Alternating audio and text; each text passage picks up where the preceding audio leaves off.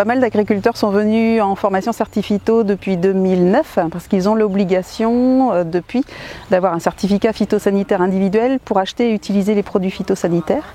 Donc pour les agriculteurs qui ont été les premiers formés il y a 10 ans, le renouvellement arrive à échéance. Donc ça a un petit peu changé ces dernières années puisque depuis 2016 le certificat est valable 5 ans. C'est une des voies proposées, effectivement, de renouveler son certificat en suivant une journée de formation.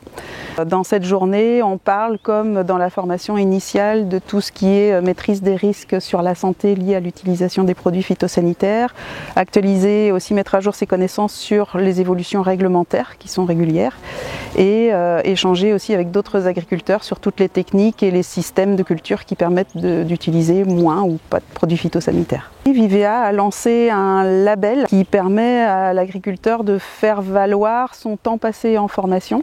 À chaque fois qu'il participera à des formations qui traitent de la thématique visant à utiliser moins ou pas de produits phytosanitaires, il pourra faire valoir ce temps passé en formation pour renouveler plus simplement son certificat en suivant simplement un module de formation à distance sur Internet qui validera son certificat.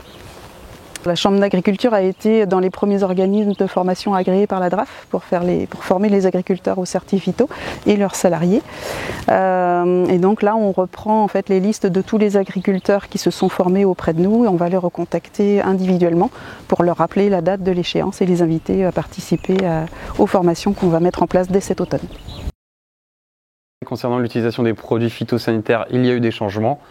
Donc on peut notamment nommer l'étiquetage des produits qui a évolué, il y a des nouveaux pictogrammes, des nouvelles mentions de danger qui sont entrées complètement en vigueur en 2015.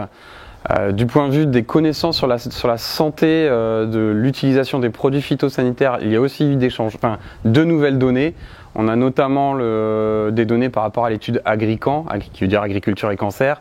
Et il y a eu un rapport de l'INSERM qui a été fait, qui a aussi été donné pas mal de données concernant la santé des utilisateurs de produits phytosanitaires.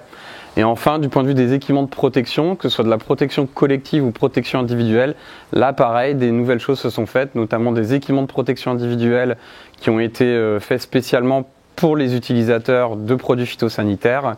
Et on a aussi du point de vue de la protection, de la prévention, de la protection collective, des systèmes de transfert sans contact qui ne vont pas forcément être utilisés tout de suite par les agriculteurs, mais qui est important de connaître parce que ça va montrer vers où on va se diriger du point de vue de la prévention des risques phytosanitaires.